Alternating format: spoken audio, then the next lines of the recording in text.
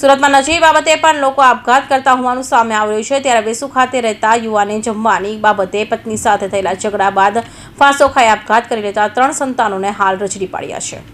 સુરતમાં રોજે રોજ આપઘાતના બનાવો સામે આવી રહ્યા છે। ત્યારે જમવાનું બનાવવા જેવી બાબતે થયેલા ઝઘડામાં એક યુવાને આપઘાત કરી લીધો હતો।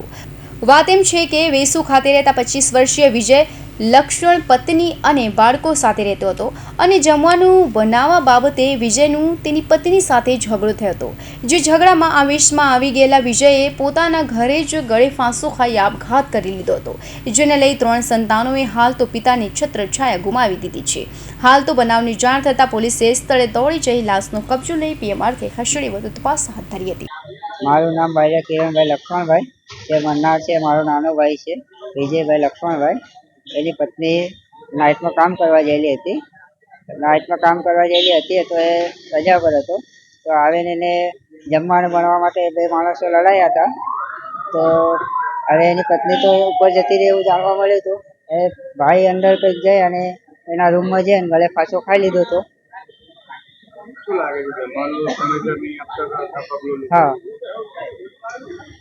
એની ઉંમર છે 25 વર્ષ અને લગ્ન થયા હતા 2018માં। આશરે 7 વર્ષ જેવા લગ્ન થયા છે। પરિવારમાં એની 2 છોકરીઓ છે અને 1 છોકરો છે।